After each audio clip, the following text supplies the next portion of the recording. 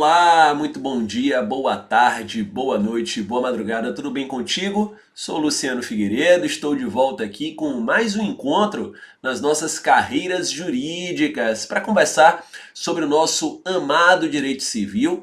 Hoje abordaremos um tema do direito das famílias que é fundamental, não só para as provas de concursos, mas também para a prática forense.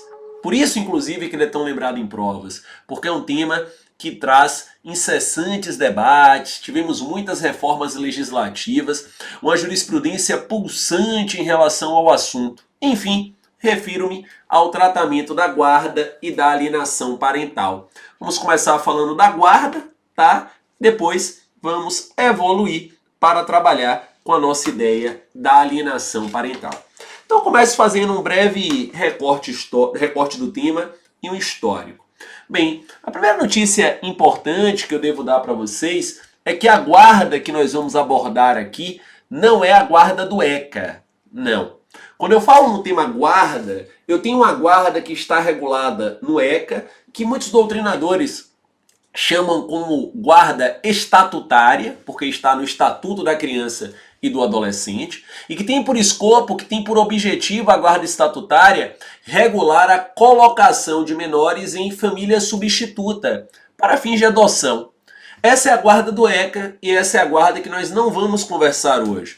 Nós vamos conversar hoje sobre a guarda que está regulada no Código Civil, que tem como grande objetivo, como grande escopo, debater com quem ficará o menor ou como ficará a situação do menor nas casuísticas de dissolução afetiva. Então, imaginando que houve um divórcio, imaginando que houve uma dissolução da união estável, uma separação, como é que fica o menor? Vai ficar com o pai, com a mãe, vai ter convivência com o outro? Como é que isso é regulado? Então, o nosso recorte de estudo aqui é essa guarda no Código Civil. Não iremos abordar a guarda estatutária do Estatuto da Criança e do Adolescente, que toca o tema de adoção.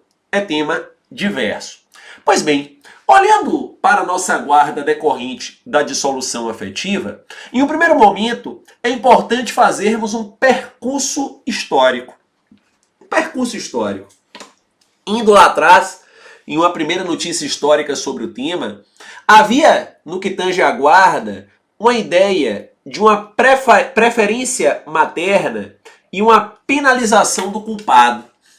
Quando nós analisamos a guarda na forma que ela era regulada na lei do divórcio, que é a lei 6.015/77, em especial nos artigos 9º e 10º da lei do divórcio, percebe-se que naquele cenário a guarda era um instrumento de penalização do culpado no término do relacionamento. Então, se eu era casado, por exemplo, me divorciei e o divórcio foi por culpa minha, eu quebrei a fidelidade recíproca, por exemplo, isso foi reconhecido judicialmente, eu era penalizado perdendo a guarda do meu filho. Naquela época da lei do divórcio, se ambos eram culpados ou ninguém tinha culpa, a preferência da guarda era materna. A guarda deveria ficar com a mãe. Era assim que se enxergava a guarda na lei do divórcio, artigos 9º e 10º. Obviamente hoje completamente ultrapassados. Foram ultrapassadas essas ideias, a mudança de paradigma veio com a Constituição Federal de 88, que traz lá no seu artigo 227 a proteção integral do menor. Nós passamos a regular a proteção integral do menor. Nós passamos a trazer a ideia da proteção integral do menor. E a guarda, ela passa a ser deferida com um grande escopo, com um grande objetivo de buscar o melhor interesse do menor, de buscar a proteção integral do menor. Então eu não uso mais a guarda do menor como um mecanismo de penalização do culpado. Até porque esse era um pensamento de vingança menor, na verdade, um pensamento pequeno. Nós não devíamos pensar dessa forma. Nós devíamos estabelecer um modelo de guarda que melhor contemple o desenvolvimento do menor, a proteção integral do menor. Então não há mais o mecanismo de uso da guarda como instrumento de penalização do culpado. Alia-se a isso ainda que a leitura da guarda ela deve ser pautada em um ideal de isonomia. Um ideal de isonomia, um ideal de igualdade. Então devemos buscar isonomia, devemos buscar igualdade na verificação da nossa guarda. Então não há mais preferência da figura materna sobre a figura paterna. Isso não existe mais. Então o que nós temos aqui é um mecanismo de isonomia, o que nós temos aqui é um mecanismo de igualdade. Buscando a proteção integral do menor, tem que se verificar se é melhor ficar com o pai, com a mãe, com ambos de forma compartilhada e assim por diante. Essas noções vêm contaminando doutrina e jurisprudência há muito tempo. Essa mudança de paradigma. Alguns anunciados interessantes. Enunciado 334 do CJF. A guarda, de fato, pode ser reputada como consolidada diante da estabilidade da convivência familiar entre a criança ou adolescente e o terceiro guardião, desde que seja atendido o princípio do melhor interesse. Se o menor está com um tio, com uma avó, e o seu melhor interesse, a sua proteção integral, ela está ali respeitada e essa situação já se consolidou no tempo, vamos regularizar essa guarda, porque eu devo buscar a proteção integral do menor. A cláusula de não tratamento conveniente para a perda da guarda, então aquele que maltrata o menor ter como consequência a perda da guarda, dirige a todos os que integram, de modo direto ou reflexo, as novas relações familiares, um eventual padrasto, um tio, uma tia, um avô, obviamente, podem sim ser atingidos nessa guarda eventual que tenham do menor, acaso estejam desatendendo, desrespeitando a proteção integral daquele menor. Beleza? A Maria Helena Diniz, a professora Maria Helena Diniz, ela nos traz 3 critérios doutrinários muito interessantes que trabalham aí com a questão da busca do melhor interesse da proteção integral do menor na verificação da guarda. O primeiro critério é o contínuo afetividade.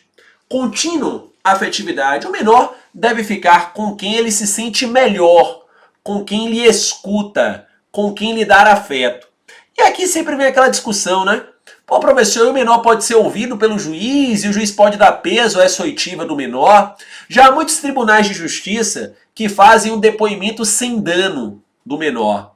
Tem uma sala apartada, às vezes até fora do prédio do Poder Judiciário, uma sala lúdica, uma brinquedoteca, e o menor é entrevistado por um psicólogo, que depois dá um relatório. E o psicólogo compreende como é aquela relação daquele menor com o genitor, como é a relação daquele menor com a sua genitora, e quem efetivamente lhe dá esse contínuo de afetividade, quem melhor lhe escuta, quem melhor lhe ajuda com que ele se sente melhor.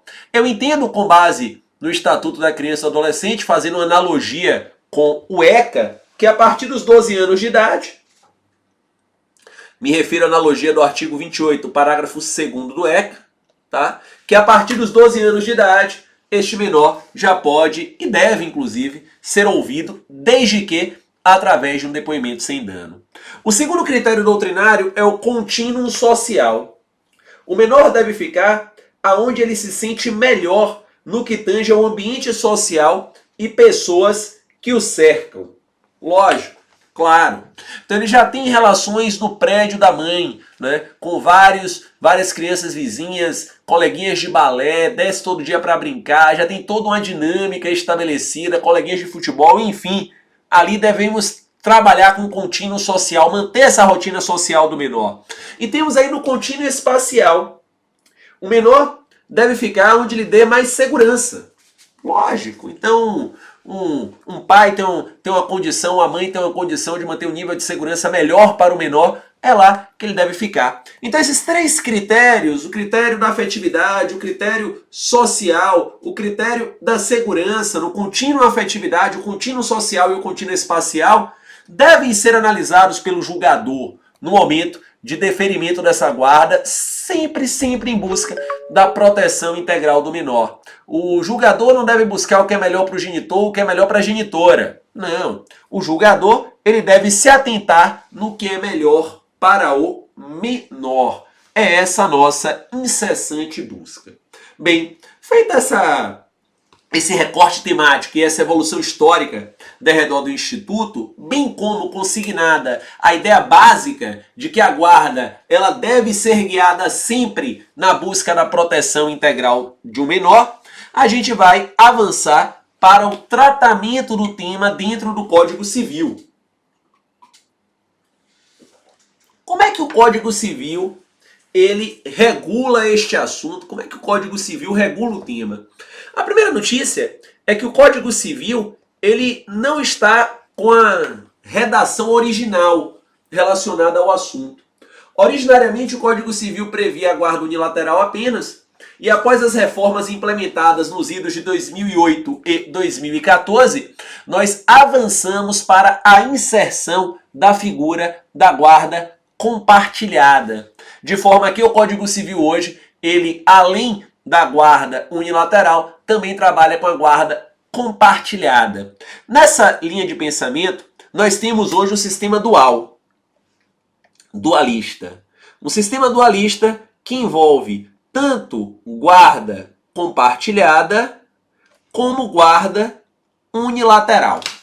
Então nós temos hoje um sistema dual, um sistema dualista, que nos traz a guarda compartilhada e a guarda unilateral. São aí as duas guardas reguladas no nosso Código Civil, em especial os artigos 1583 e 1584 do nosso Código Civil. A gente vai fazer o seguinte, eu vou falar o que é a guarda unilateral, o que é a guarda compartilhada, das linhas gerais, tá? E depois eu vou trazer debates. Debates que costumam ser muitas questões de prova para a gente aprofundar as ideias aqui. Pois bem, Código Civil, sistema dualista. Guarda compartilhada, alguns chamam também de guarda conjunta, tá? E guarda unilateral. Vou começar trabalhando com a guarda compartilhada ou guarda conjunta. A guarda compartilhada, também chamada de guarda conjunta, ela objetiva o compartilhamento de responsabilidades no que tange aquele menor. E sempre que possível, uma divisão igualitária de tempo de convívio. Então a guarda compartilhada, a guarda conjunta trabalhará com compartilhamento de responsabilidades em relação àquele menor e sempre que possível, uma divisão igualitária de tempo no que tange aquele menor, no que tange ao seu convívio daquele menor, tanto com o braço familiar paterno como com o braço familiar materno. O legislador civilista, ele tem claramente, ele não esconde isso, isso é muito claro na redação dos artigos 1583 e 1584, ele tem claramente preferência pela guarda compartilhada. Porque ele entende que a guarda compartilhada, ela promove a proteção integral do menor, ela promove o melhor exercício do poder familiar. Então há uma preferência clara acerca da guarda compartilhada. Tanto é assim que o legislador sinaliza que o juiz deverá, em audiência, advertir aos pais sobre os benefícios da guarda compartilhada no que tange a proteção integral do menor. O legislador ele vai além. Ele sinaliza que ainda que não haja consenso entre os pais, o juiz poderá impor a guarda compartilhada. Está lá no 1584, parágrafo 2º. Então o magistrado deve advertir aos envolvidos derredor dos benefícios da guarda compartilhada. Ele deve impor o compartilhamento se ele entender que é a melhor saída, ainda que não haja consenso entre os pais. O Código Civil vai além. Nos diz ainda que mesmo que os pais residam em comarcas diversas, que isso não é um impedimento para a guarda compartilhada, porque o compartilhamento aqui é de responsabilidades. Não é uma divisão necessariamente igual de tempo, de convívio. Não. A gente deve buscar sempre que possível, diz a lei, essa divisão de tempo igualitária, mas nem sempre dá. Como o compartilhamento é de responsabilidades, então não há problema do menor ter guarda compartilhada entre seus pais, ainda que seus pais residam em comarcas diversas. Então vejam vocês como o legislador é claro nessa preferência dessa guarda compartilhada. O legislador vai além e nos afirma o seguinte: o juiz ele só não deve dar a guarda compartilhada acaso um dos genitores informe que não tem condições ou não tem interesse na guarda.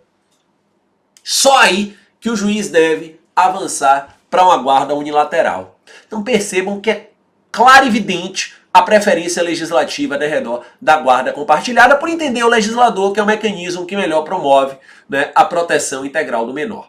Nessa guarda compartilhada, o menor ele vai ter um domicílio de moradia. Pode ser com o genitor ou com a genitora.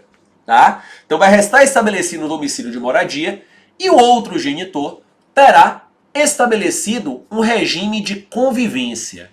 Aqui registra-se que a expressão visitas ficou para trás. Então a gente não deve falar que o genitor ou a genitora tem direito de visitar o seu filho. Não. Ele terá direito de conviver com o seu filho. Claro, o pai convive com o filho, ele não visita o filho. Então nós teríamos estabelecido um domicílio referência, ok? Por isso que não tem problema serem com marcas diversas, tá? Porque vai ter um domicílio referência. Devemos estabelecer sempre que possível uma convivência igualitária entre os genitores, e aí vai depender de um estudo da situação concreta, de um estudo até multidisciplinar, beleza? E aí o outro genitor vai ter esse direito de convivência. Finais de semana alternados, almoços agendados já previamente regulados durante a semana, convívio para lazer, etc. Buscando aí compensar um pouco essa ideia, né, da convivência também com o outro braço familiar. Beleza? Essa é a noção da nossa guarda compartilhada. Agora veja, se um dos genitores não tem condição de ter a guarda, ou não deseja ter a guarda por algum motivo, ou ainda se ambos os genitores não podem ou não desejam ter a guarda, aí não tem jeito. Aí a guarda não pode ser compartilhada, ela vai ser unilateral. E eu gostaria de lhe chamar a atenção que essa guarda unilateral, ela poderá ser deferida a um dos genitores, tipo, sou casado, minha esposa, minha ex-mulher é viciada em drogas, está em tratamento, não tem como ter a guarda. A guarda é unilateral minha. Então ela pode ser de um dos genitores ou até mesmo de um terceiro. Imagine que nenhum dos pais tem condições. Aí se defere a um tio, aí se defere a um avô e assim por diante. Beleza? Então a guarda unilateral, ela será de um dos genitores ou até mesmo de um terceiro. Sempre em busca da proteção integral do menor. E aí aqueles requisitos da Maria Helena Diniz são muito interessantes, né? Verificação da afetividade, da questão das relações sociais, da segurança. O juiz deve perquirir isso no caso concreto, para buscar o melhor modelo de guarda que se amolde para aquele menor. Beleza. Aquele que não tem a guarda, afinal a guarda é unilateral, persiste com o poder familiar. Poder familiar, ele não é extinto pela guarda unilateral. Persiste com o poder familiar. E tem, inclusive, dever de supervisão. Dever de supervisão. Terá o dever de supervisionar o outro, para saber se ele está efetivamente protegendo o menor, buscando a proteção integral daquele menor. Terá o dever de supervisão. Poderá, inclusive, diz o Código Civil, requisitar em estabelecimentos públicos, privados, como escolas, clínicas, hospitais, as informações relacionadas ao seu filho. E se esse estabelecimento negar, ele poderá requisitar ao juízo tutela específica para que fixe multa diária entre R$200 e R$500 ao dia. Aqui, apesar do acerto, né, do regramento legal, que dá esse direito de supervisão e dá o acesso às informações, então não é porque o menor está na guarda unilateral da mãe que o pai não vai ter direito de ver o histórico escolar, de ver a ficha médica. Apesar do acerto da leitura do código, a fixação do valor é ruim, né? R$200 a R$500, afinal de contas a moeda pode desvalorizar ou valorizar. Era melhor deixar multa a ser fixada ao arbítrio judicial, penso eu. Mas a medida está aí, é interessante. Além disso, aquele que não tem a guarda tem direito de convivência com o menor. Lógico, claro, o menor não pode ter furtado o seu direito de conviver com o braço familiar. Então não é conviver só com o pai, não. Conviver com os avós paternos, conviver com os tios. Isso é um direito do menor, esse duplo referencial na sua formação, que é tão importante e tão debatido na seara da psicanálise. Ok? Então você agora viu aí, já conhece os modelos da guarda compartilhada e da guarda unilateral. Agora que nós já fizemos essa geral, a gente vai aprofundar com questões de debate muito importantes. Primeira questão delas. A guarda compartilhada, ela é então obrigatória? Porque a gente viu há pouco que mesmo que não haja consenso entre os pais, o juiz ele poderá impor a guarda compartilhada. Aliás, tem o exemplo do Paulo Lobo, é bem interessante aqui em relação ao tema, né? Isso acontece, por exemplo, segundo ele, quando ambos os pais lutam pela guarda. Então, tanto um quanto o outro querem guarda unilateral. Aí o juiz pode dizer, não, meu amigo, aqui vai ser compartilhada, né? Essa guarda compartilhada, então, ela pode ser obrigatória? Será que a guarda compartilhada não deveria demandar uma convivência mínima entre os pais, pacífica? Nível mínimo ali, né, de diálogo? Será que é possível compartilhar algo sem diálogo algum? Como é que fica isso aí? Ó, eu entendo que o ideal é que haja algum diálogo, né? Inclusive, nesse aspecto, a mediação, a orientação de equipe interdisciplinar é muito importante, como diz a doutrina, no enunciado 335 do CJF. Lógico, claro. Chama para conversar, faz uma mediação familiar, né? Vê se restabelece o diálogo, uma equipe multidisciplinar para ajudar, com psicólogo, serviço social, enfim.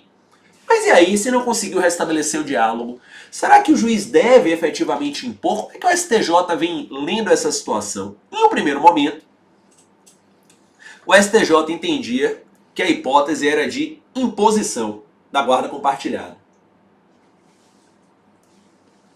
Informativo 595, tá? 2017 foi divulgado, mas o julgamento foi 2016. Olha o destaque. A guarda compartilhada somente deixará de ser aplicada quando houver inaptidão de um dos ascendentes para o exercício do poder familiar, fato que deverá ser declarado prévia ou incidentalmente à ação de guarda por meio de decisão judicial. Então, a STJ, no primeiro momento, entendia, meu amigo, tem jeito não, a guarda é compartilhada. Proteção integral do menor, ainda que os pais não convivam pacificamente, se os dois têm aptidão, um abraço, vai ser compartilhado. E o segundo momento, relativização no STJ. Relativização.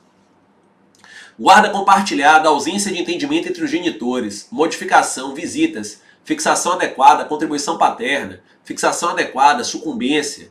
E aí segue aí o julgamento, né? Trabalhando justamente com a ideia de que se não há uma convivência pacífica mínima, e aqui é o item 3, olha lá, imperando entre os genitores a incapacidade de comunicação e de entendimento, não se faz recomendável o compartilhamento da guarda. Haja vista que tal divisão do encargo pressupõe uma relação de colaboração e confiança, pois é da própria essência do Instituto que a rotina dos filhos seja decidida em conjunto por ambos, exigindo, portanto, capacidade de diálogo e de entendimento. Então, ó, se realmente a guerra é de um nível de imaturidade tão grande assim, é melhor que eu não defira o compartilhamento, entendeu? O STJ, porque deferir o compartilhamento será colocar o menor no meio do fogo cruzado, meu amigo. E esse menor vai acabar virando moeda de troca, a proteção integral ela vai acabar sendo deixada de lado. É bem verdade que o STJ ele não uniformizou a jurisprudência ainda, então você encontra precedentes para um lado e para o outro, de imposição e de relativização, depende muito da circunstância do caso concreto. Eu sou mais simpático à relativização na análise do caso concreto, quando não há nenhum diálogo entre os genitores e o nível de desgaste é muito alto, com processos envolvendo Lei Maria da Penha, etc. Não vejo muito sentido. Acho que colocar uma guarda compartilhada nesse cenário poderá levar, inclusive, a ferir a proteção integral do menor. Então, a análise do caso concreto é que nos guiará. Ainda nas dúvidas, é possível guarda compartilhada entre pais e terceiros? Pais e avô, por exemplo, e avó. O menor sempre residiu com a avó. Será que dá? Será que é viável? Sim, a doutrina entende que sim, é viável, apesar de carecermos de decisões do STJ sobre o tema. Eu particularmente também entendo que é viável, né? A doutrina muito se posiciona e a lei muito se posiciona também no sentido de que o guardião não necessariamente é o pai. Aliás, na própria guarda unilateral é possível que um terceiro seja guardião. Não, eu particularmente sustento a ideia de que sim, que é viável que essa guarda compartilhada seja entre pais e terceiros. Plenamente possível. Próxima dúvida. É possível a guarda compartilhada quando os pais residam em comarcas diversas? Será que não haveria uma confusão entre guarda e poder familiar? Veja, o o Código Civil, começando pelo Código Civil, informa que o fato de residirem em comarcas diversas não impediria a guarda compartilhada, que é um compartilhamento de responsabilidades. Eu particularmente acho aqui, concordo com o Flávio Tartucci, que há uma miopia na diferenciação entre guarda e poder familiar. Porque, malgrado o poder familiar não necessariamente exigir a presença física, poder se exercitar um pouco mais à distância, tem que ter um guardião, né? Para direcionar aquele filho, tem que ter um guardião para educar aquele menino, enfim. Por mais que a tecnologia tenha desenvolvido tanto, é meio complicado. Só através de apps e FaceTimes e mensagens se educar alguém. Né? É difícil. Então eu particularmente penso que é uma confusão. Eu tenho dificuldade de enxergar guarda compartilhada em comarcas diversas quando há uma distância geográfica razoável entre as cidades. Esse vem sendo o pensamento do STJ. Julgado 2016. As peculiaridades do caso concreto inviabilizam a implementação da guarda compartilhada, tais como dificuldade geográfica e a realização do princípio do melhor interesse dos menores, que obstaculizam, a princípio, a sua efetivação. Beleza. Claro que se são comarcas diversas, mas que são uma do lado da outra, São Paulo e Guarulhos, né? Rio de Janeiro e Petrópolis, Salvador e Lauro de Freitas, não vejo muito problema. A geografia de diferentes comarcas, mas as comarcas são muito contíguas, aí eu não vejo problema. Mas se há uma distância geográfica, um mora no Oiapoque, outro mora no Chuí, aí a coisa fica realmente um pouco mais complicada. Avanço. Professor, uma vez estabelecida a guarda compartilhada, preciso regular regime de convivência? Precisa. Enunciado 605 do CJF. Por quê? Porque, veja, primeiro, que a ausência de qualquer regramento de regime de convivência, e isso a experiência na advocacia familiarista muito me demonstra, gera seguramente o prenúncio de embates futuros. Tem gente que divorcia e fala, não, tá tudo beleza aqui, a gente vai botar lá convivência livre. Fala, rapaz, bote não. Por quê? Porque aí sábado de noite você vai estar em casa com seu novo namorado e ele vai passar lá para ver o filho. E vice-versa, só para lhe pirraçar. Só para ocupar um espaço, só para criar um problema. Convivência livre é tudo e nada. Naquele dia que ele ou ela lhe negar a entrega do menor, você não vai ter ali minimamente regulamentado qual seria o seu acesso.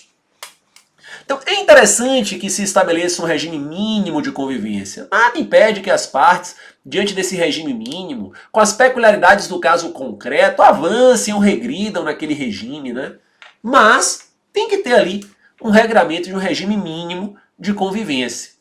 Nesse regime de convivência, que será regulamentado, sempre que possível, deve-se buscar a igualdade de convivência. Sempre que possível, quer dizer que é obrigatório e divisão matemática? Não, claro que não. Enunciado 603 do CJF.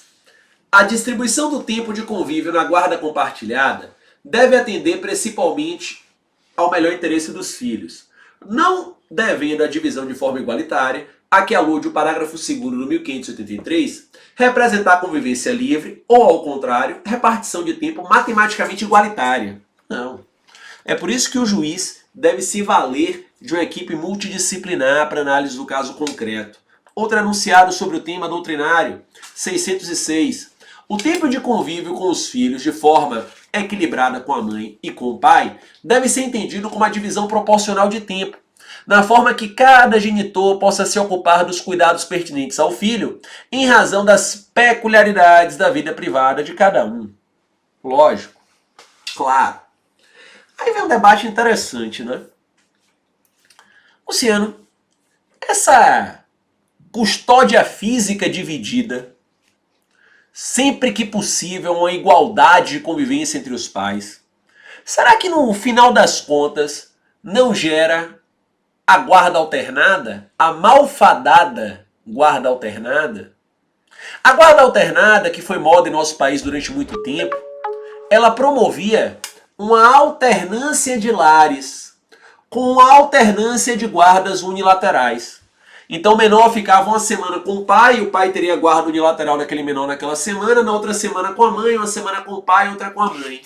Isso gerava a crise do duplo referencial, tão combatida pelos estudiosos de psicologia, de psicanálise, por entender que o menor tinha dificuldade de ter bons convívios sociais, o menor teria dificuldade de ter uma boa rotina escolar e assim por diante. Então, será que essa questão do Código Civil de trazer sempre que possível a divisão igualitária de tempo não gerará uma custódia física dividida, uma alternância de guarda e a crise do duplo referencial? Seguinte, lhe respondo já já na abertura do nosso segundo bloco. Um minutinho, até daqui a pouco. Estamos de volta ao nosso segundo bloco relacionado ao tema guarda.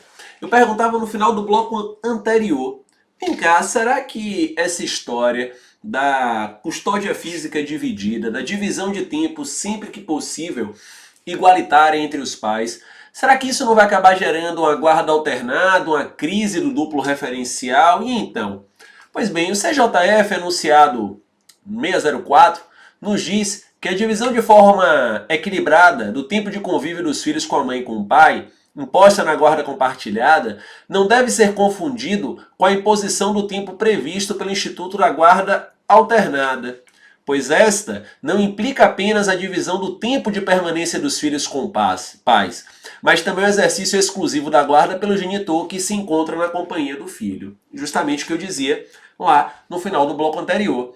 Na guarda alternada, enquanto o menor estava comigo, a guarda era exclusiva minha. Quando ele ia para a casa da mãe, a guarda seria exclusiva dela. Isso não acontece aqui na guarda compartilhada. Na guarda compartilhada, haverá sempre uma guarda conjunta. Haverá sempre um compartilhamento de responsabilidades, independentemente do menor estar na residência materna ou na residência paterna.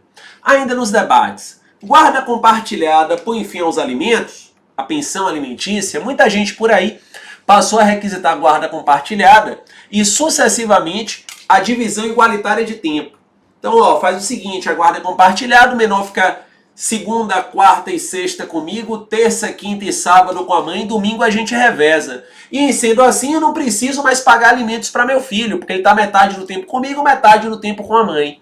Será que a guarda compartilhada, nas situações em que é viável, porque nem sempre é viável, a divisão igualitária de tempo, será que será um empecilho, um obstáculo ao pleito de alimentos? Não. Óbvio que não. Os alimentos são pleiteados com base em um binômio. Necessidade de quem pede, possibilidade de quem paga. Obviamente que se um dos genitores tiver uma possibilidade financeira maior, por razões lógicas, por razões óbvias, ele vai ter que contribuir mais. Em sendo a guarda compartilhada ou não, entendo um tempo de convívio igual ou superior com o menor em relação ao outro genitor ou não.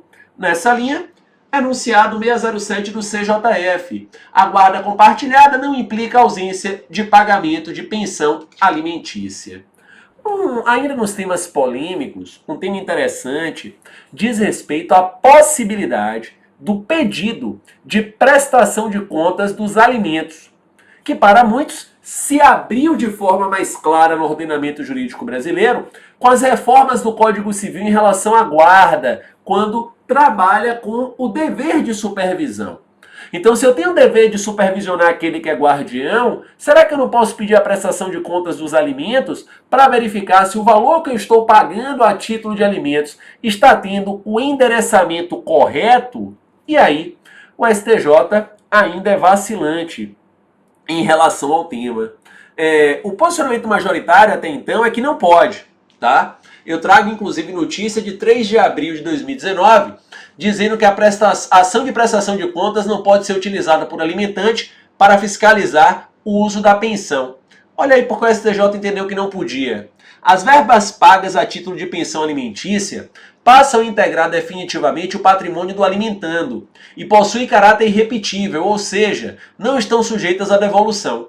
Por isso, o alimentante não pode utilizar a ação de prestação de contas como meio para fiscalizar os recursos transmitidos, já que não há possibilidade de apuração de crédito em seu favor.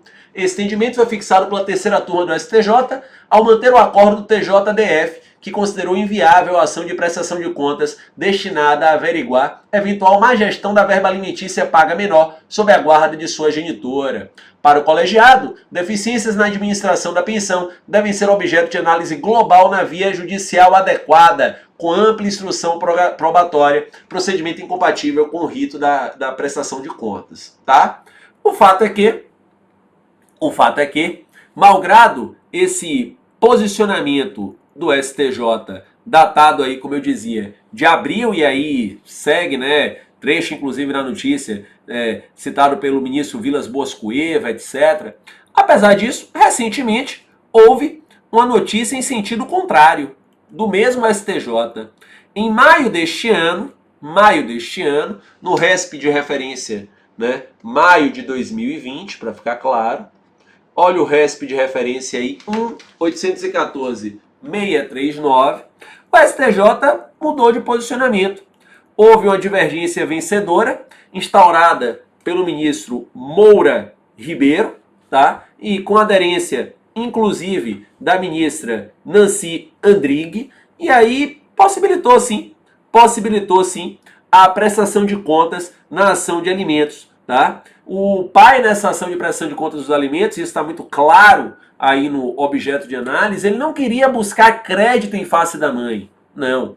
Ele queria apenas supervisionar a gestão do valor, saber se os valores que estavam sendo pagos a título de alimentos estariam efetivamente sendo destinados ao menor de maneira correta. Disse a ministra Nancy Andrighi que entender pela impossibilidade da prestação de alimentos seria dizer que o previsto no parágrafo 5º do 1883 não poderia ser exercido em hipótese alguma, já que a parte não teria instrumento legal de supervisão. Lógico, claro. E aí, por quê? Temos sim que dar essa possibilidade, tá? E aí, no caso concreto, indícios de mau uso dos alimentos, etc. O tema, então, é palpitante. O STJ, que se posicionava no sentido de sempre negar essa prestação de contas, agora em maio de 2020, acabou possibilitando em uma circunstância. Veremos como virão os entendimentos para o futuro do STJ e cabe a você acompanhar os informativos jurisprudenciais relacionados a este assunto, tá?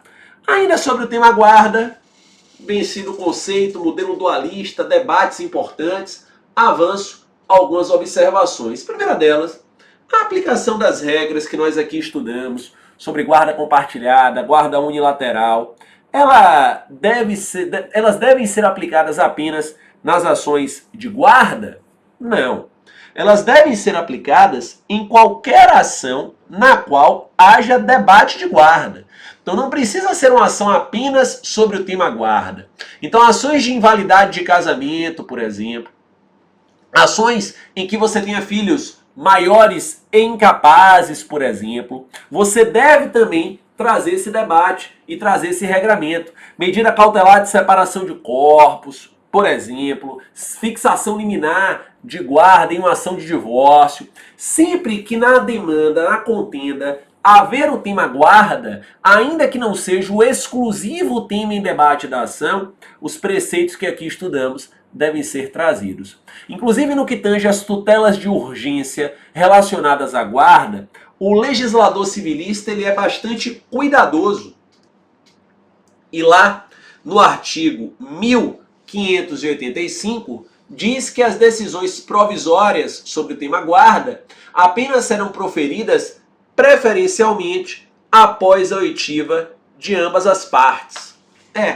Porque às vezes, né, você dá lá uma liminar inaudita altera par sem oitiva da parte contrária e quando vem a contestação, você vê que o que estava narrado na inicial não condiz bem com a verdade. E como a guarda, em regra, envolve a proteção integral de um menor, é salutar que tenhamos o cuidado necessário aqui, é salutar que tenhamos esse cuidado necessário justamente para que não tenhamos decisões que venham a afrontar as prerrogativas daquele menor.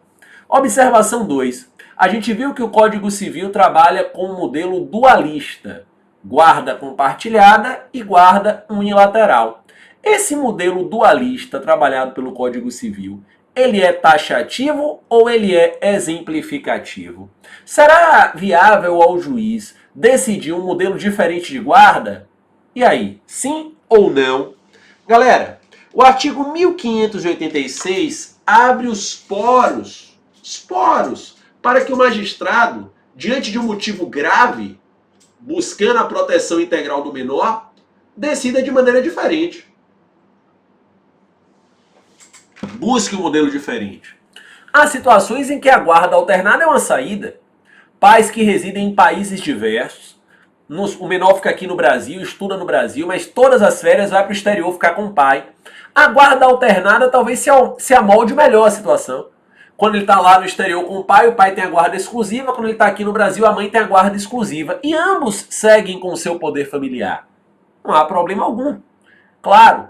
Há ainda um outro mecanismo de guarda que é citado por alguns doutrinadores, a exemplo dos meus amigos Pablo Stouze e Rodolfo Pamplona, que é a guarda por aninhamento,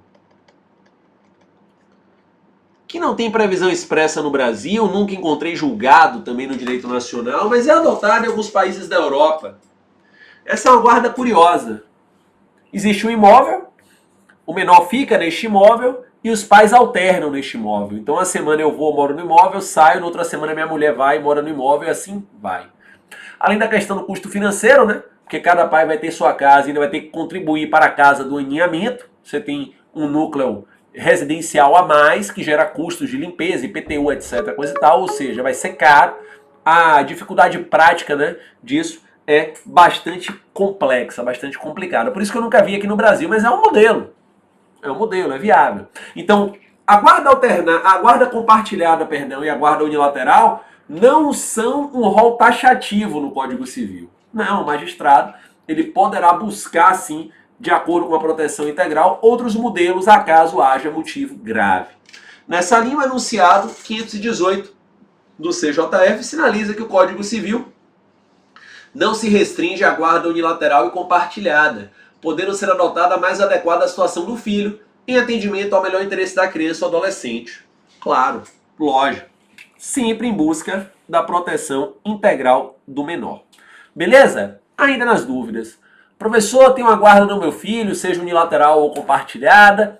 Vou me casar com outra pessoa, entrei em união estável. Devo me preocupar? O novo casamento, a nova união estável é um fator de preocupação para eventual perda da guarda? Não, não é um fator de preocupação. O artigo 1588 do Código Civil nos diz que as novas núpcias, a nova união estável, obviamente, não gerará a perda da guarda. A não ser que, diante dessas novas núpcias, dessa nova união estável, por conta da proteção integral daquele menor, aquela guarda não seja mais interessante. Na linha do dito, enunciado 337 do CJF, o fato do pai ou mãe constituírem nova união não repercute no direito de terem os filhos do leito anterior em sua companhia, salvo quando houver comprometimento da sadia formação e do integral desenvolvimento da personalidade deles. Lógico, sempre um olhar aí para a questão da proteção integral do menor. Ainda nas relevantes informações acerca do tema guarda. Professor, será que há algum dispositivo no Código Civil regulando sobre visitação do menor de quem não seja pai? Será que o tio pode pedir visitação do menor? Os avós podem pedir visitação do menor? Galera, no Código Civil, artigo 1589, por conta de uma inclusão feita em 2011, nós temos a visitação avoenga. Visitação avoenga. Os avós podem pleitear visitar os netos. Lógico, o avô é pai duas vezes, né? Às vezes a nora, o genro lá tem um enrisga qualquer com o avô e aí fica segurando o neto para não ver o vovô. Não dá para fazer isso, né, gente? Que vendetta, que medida, né, horrorosa. O avô tem que visitar o neto tem que visitar o avô, é o direito do neto. Então os avós podem sim pleitear essa visitação avoenga. Há quem na doutrina entenda, inclusive, mas aí não tem previsão legal, enunciado 333 do CJF, que esse direito de visitas, além de ser estendido aos avós, pode ser estendido também a outras pessoas que a criança ou adolescente mantenha vínculo afetivo. Sempre na busca do seu melhor interesse. Um tio, por exemplo, um padrasto, por exemplo, assim por diante. Ainda nas questões da guarda. Professor, foi feito um acordo de guarda ou saiu uma decisão de guarda, diz lá que o menor vai, de forma alternada, dormir com o pai pega na sexta, devolve na segunda, mas o pai nunca vem, professor. O menino se arruma todo esperando o pai não chega, isso cria no menino angústia, etc. Aquele que descumpre o modelo de convivência, Será que ele pode ser penalizado, já que ele está tomando uma atitude de desrespeito à proteção integral do menor? Como é que fica isso aí? O professor Rolf Madaleno, bem como a professora Maria Berenice Dias, há muito, com base nos artigos 1583 e 1584, afirmam que sim, que seria viável inclusive a imposição de uma multa, de um astrente, né, até que o pai passe a exercitar da forma devida a sua convivência. O STJ, pelo menos em uma oportunidade, abraçou a tese.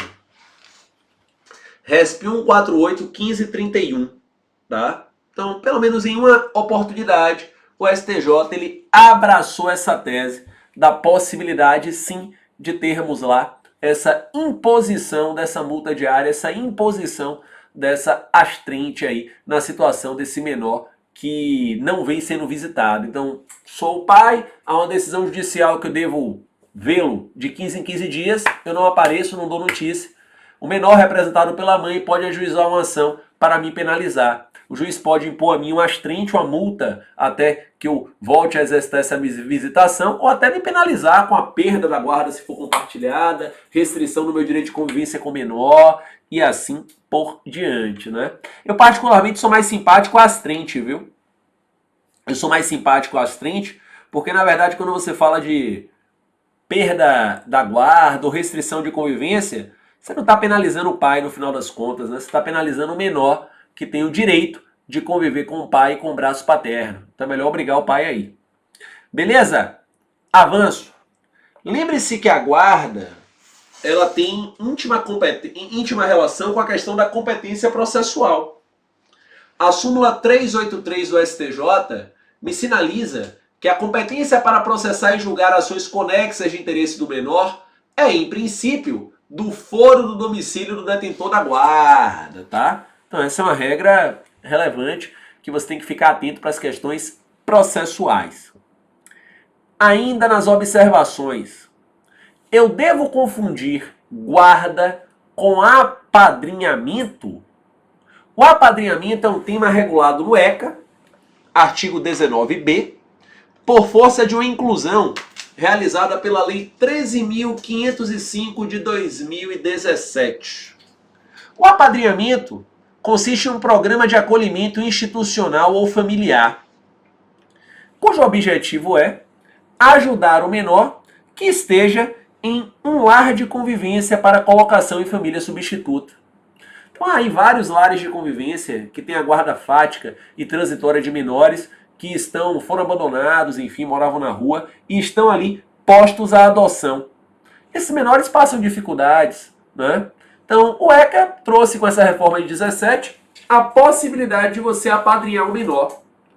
Mandar cesta básica, mandar brinquedos, material escolar, ajudá-lo nesse difícil momento em que ele vivencia lá essa questão justamente dessa colocação em família substituta, dessa guarda estatutária a que eu me referi lá no início do nosso bloco. O apadrinhamento ele pode ser feito tanto por uma pessoa física como jurídica e pode apadrinhar quantas crianças quiser, não há uma restrição. O apadrinhamento não objetiva a adoção, então o padrinho não quer adotar o menor, até porque se ele quiser adotar o menor, ele que entre no Cadastro Nacional de Adoção e aí, respeitados os requisitos e com o devido processo legal, ele adote. Então o padrinho não quer adotar o menor. O padrinho não tem a guarda do menor. Artigo 28 do ECA. Não. Ele está ali apenas apadrinhando aquele menor, o ajudando naquela situação transitória, até que ele seja colocado em uma família substituta. Tanto é assim que a pessoa jurídica pode apadrinhar. E obviamente que a pessoa jurídica não pode adotar ninguém. Obviamente que a pessoa jurídica não visita ninguém, né? Padrinho a priori não precisa nem conhecer o menor. Se quiser, é de bom grado, né? Mas não precisa.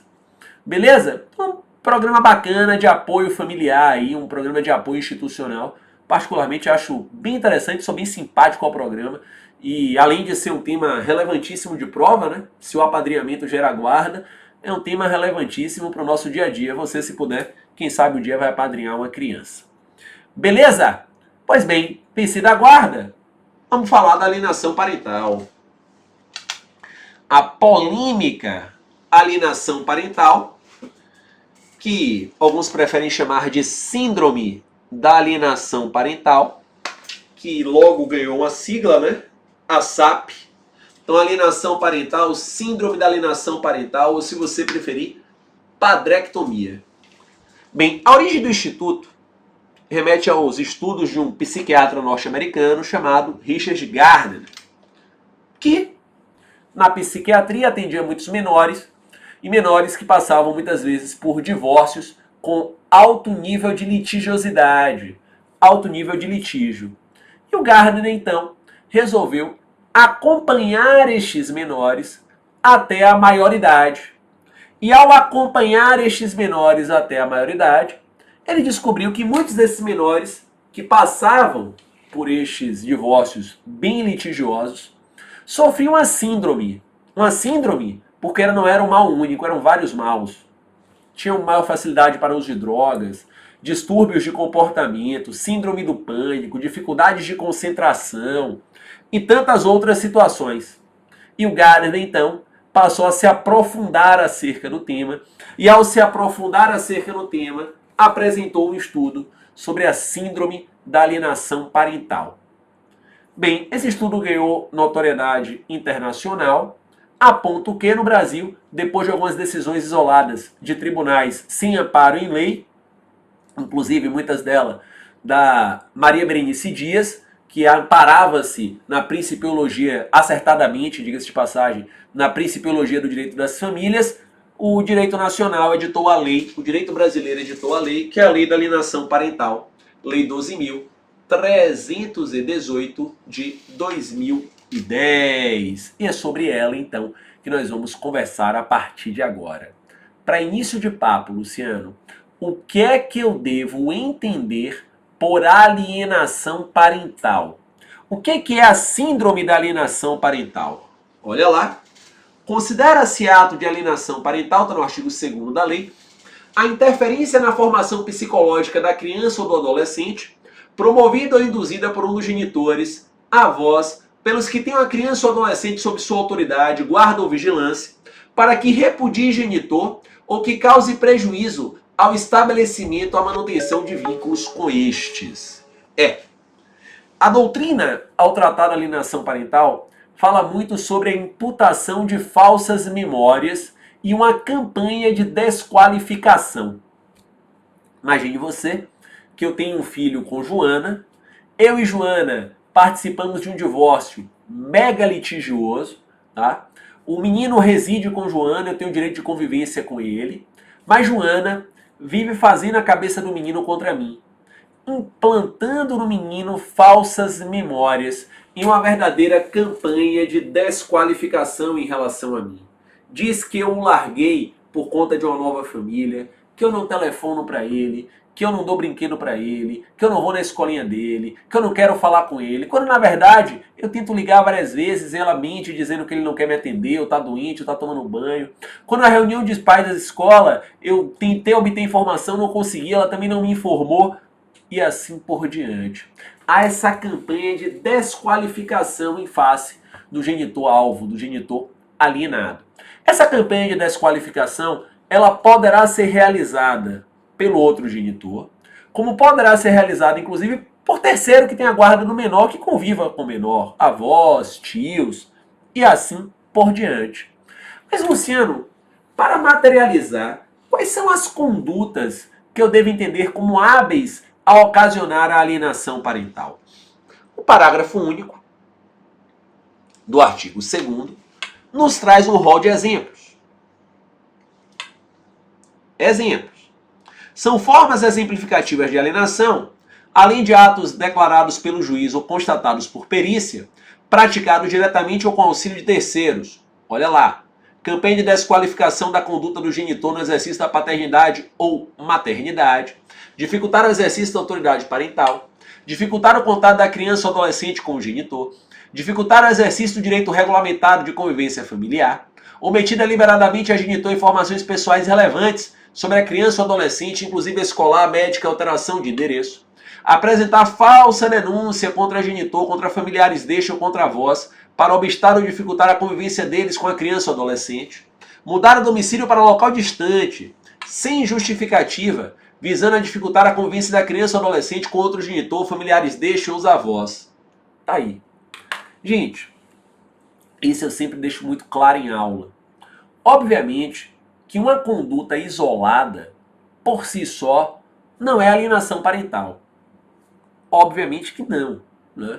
Não é um dia que você ligou e que o menino estava doente, que a mãe falou, ele está doente, está com febre, foi dormir, não quer atender o telefone, que é alienação parental, ele podia estar doente mesmo. Então, alienação é uma conduta reiterada, é uma campanha de desqualificação, é a imputação dessas falsas memórias.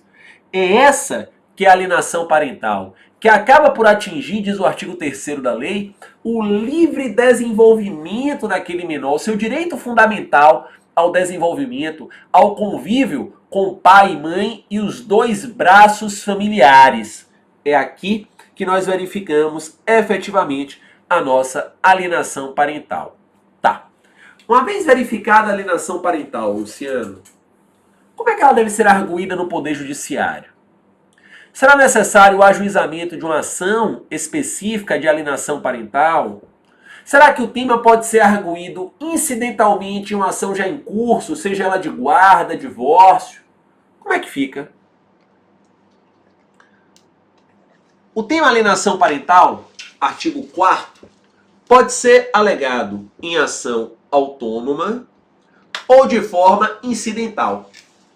Então você poderá ajuizar uma ação de alienação parental, uma ação autônoma, tá? Como você poderá também arguir o tema incidentalmente em um processo já em curso. Tem uma ação de guarda e por conta do aumento do nível de litígio, configurou-se uma alienação parental. Beleza. É possível que você argua no seu processo já em curso.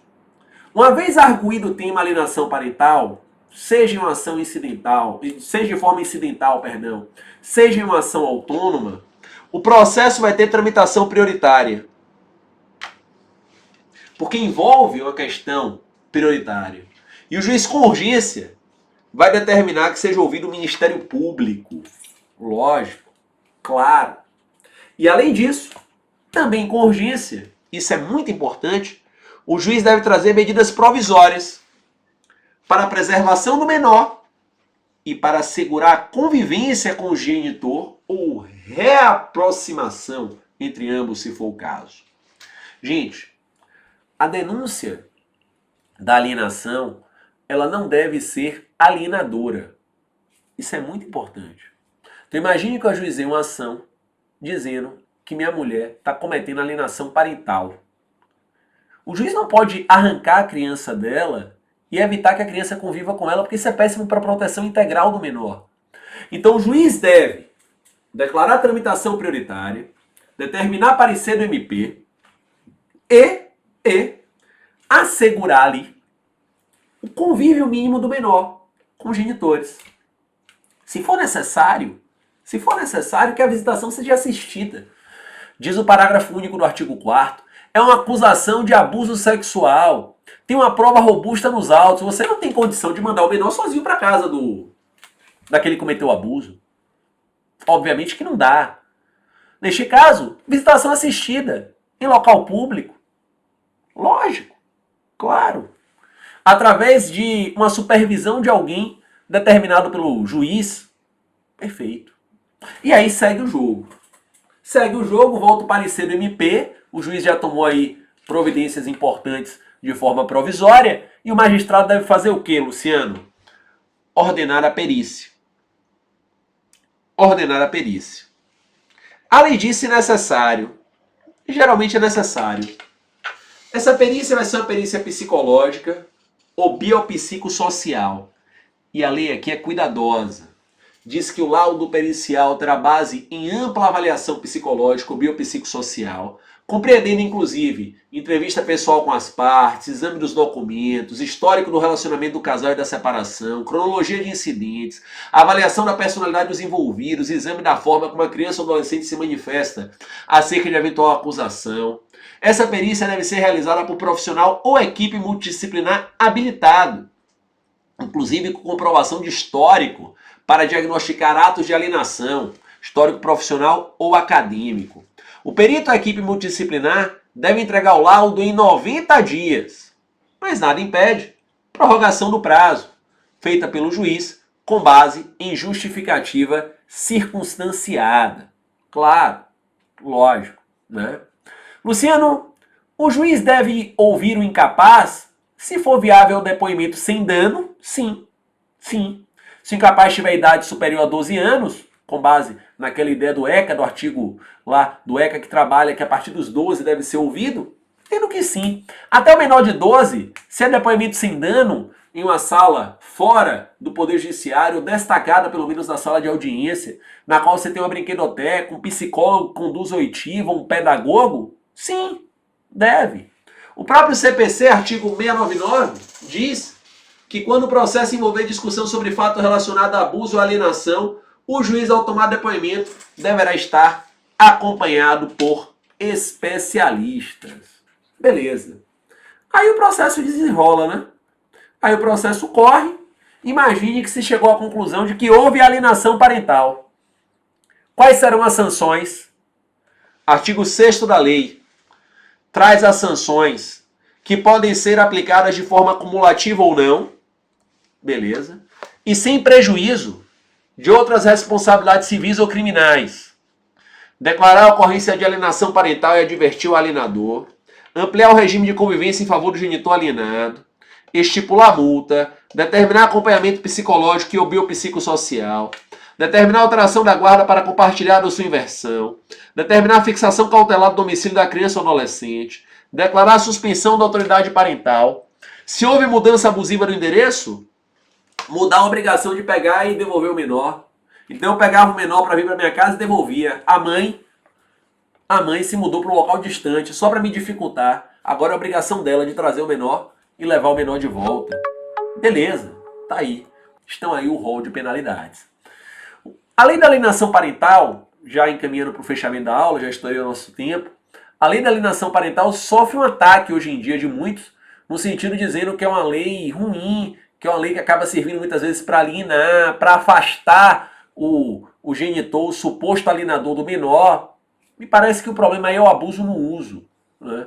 Tudo virou alienação parental, a relativização da alienação parental é que é complicado. Mas, digno de nota, que de fato muitos países do mundo e estados no próprio Estados Unidos criticam estudos do Richard Gardner e até revogaram leis de alienação parental.